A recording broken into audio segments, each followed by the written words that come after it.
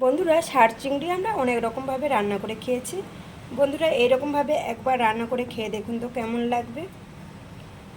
তো খেতে কিন্তু জাস্ট অসাধারণ লাগে। এইভাবে রান্না করে খেয়ে দেখুন, নারকেল কোড়া দিয়ে, ঘি দিয়ে সুন্দর লাগবে খেতে।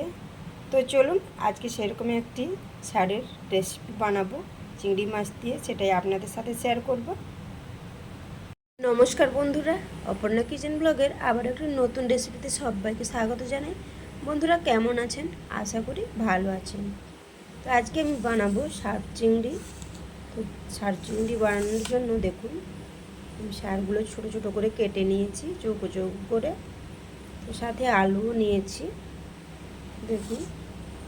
তো আপনারা আপনাদের পছন্দ অনুযায়ী কাটতে পারেন। তো এখানে রান্না করার জন্য কী কী নিয়েছি সেটাও একটু দেখিয়ে দিই আপনাদের। দেখুন, চিংড়ি মাছ নিয়েছি, আমি আগে থেকে ভেজে নিয়েছি।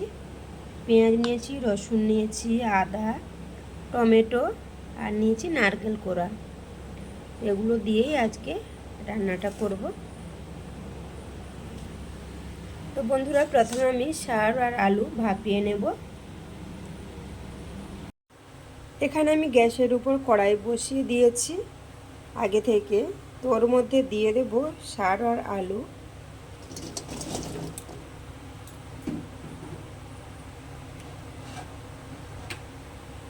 এবার দিয়ে দেব পরিমাণ মতো জল।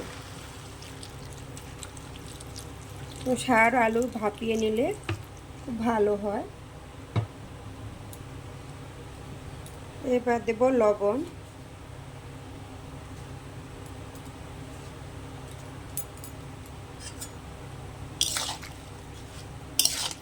হলুদ দেব, একটু দেরি করেই দেব।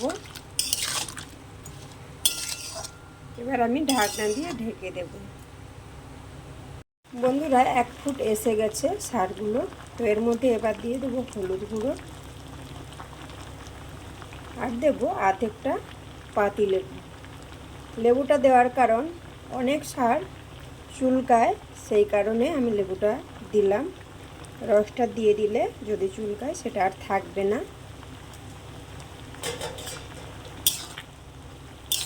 অনেক ষাঁড় আছে, খেলেই হাত মানে কাটলেই হাত চুলকাবে, সেই জন্য আমি লেবু রসটা দিয়ে দিলাম। এবার আবারও ঢাকনা দিয়ে আমি ঢেকে দেব। দেখুন, ষাঁড়গুলো খুব সুন্দরভাবে সেদ্ধ হয়ে গেছে। এবার আমি নামিয়ে নেব।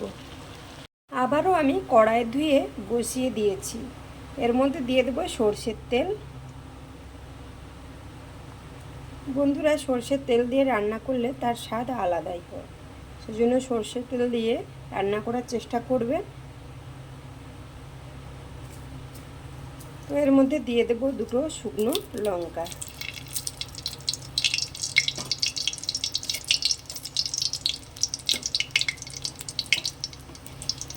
আর দেব গোটা জিরে।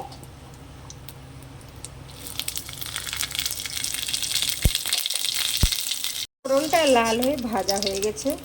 ওর মধ্যে দিয়ে দেব কুচিয়ে রাখা পেঁয়াজ। পেঁয়াজটা আমি বাদামি করে ভেজে নেব। দেখুন, এইভাবে আমি ভেজে নিয়েছি। এরপর দিয়ে দেব রসুন আদা বাটা।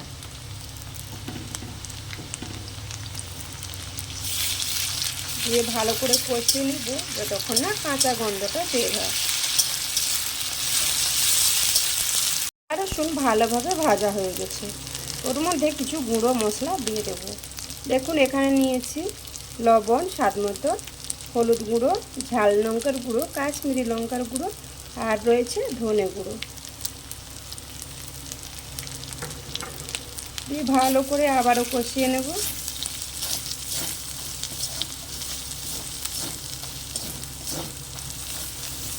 এবার আমি এর মধ্যে দিয়ে দেবো ছোটো ছোটো করে কেটে রেখেছিলাম একটা টমেটো, তো ওটা দিয়ে দেব। দিয়ে ভালো করে আবারও কষিয়ে নেব যতক্ষণে টমেটোটা নরম হচ্ছে। টমেটোটা খুব সুন্দরভাবে নরম হয়ে গেছে। তো ওর মধ্যে দিয়ে দেবো প্রথমে চিংড়ি মাছ যে ভেজে রেখেছিলাম তো ওইগুলো, তারপর দেব কিছুটা নারকেল কোড়া।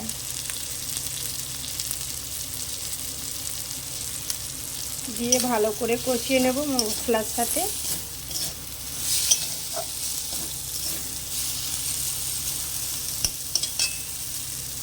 তো মশলা বেটেছিলাম ওই জলটা অল্প করে উপর থেকে দিয়ে দেবো।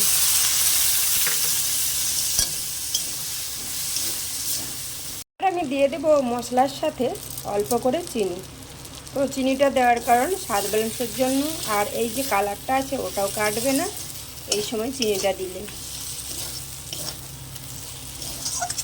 সুন্দরভাবে মশলাটা কষানো হয়ে গেছে, দেখুন তেল ছেড়ে গেছে উপর থেকে।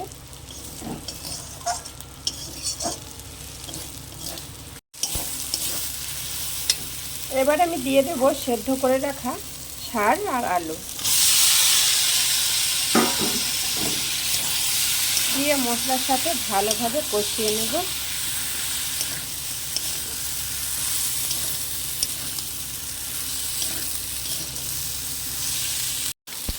মশলার সাথে সুন্দরভাবে কষানো হয়ে গেছে ষাঁড় আর আলু। এবার দিয়ে দেব পরিমাণ মতো জল। তো সেদ্ধই আছে, বেশি জল লাগবে না, অল্প করেই জল দেব।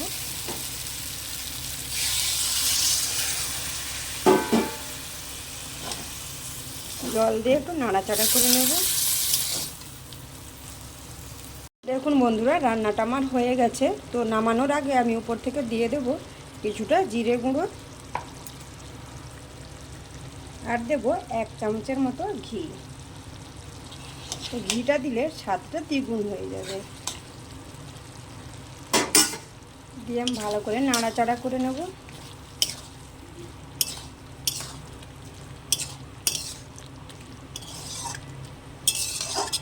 এবার আমি নামিয়ে নেব। দেখুন বন্ধুরা, ষাঁড় চিংড়ি আমার একেবারে রেডি।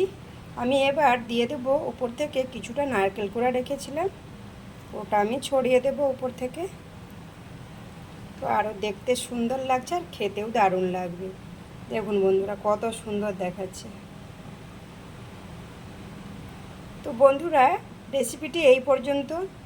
তো রেসিপিটি কেমন লাগলো অবশ্যই লাইক কমেন্ট করে জানাবেন, আর যদি কিছু অংশ ভালো লেগে থাকে শেয়ার করবেন, আত্মীয় স্বজনদের সাথে পরিজনদের সাথে শেয়ার করবেন।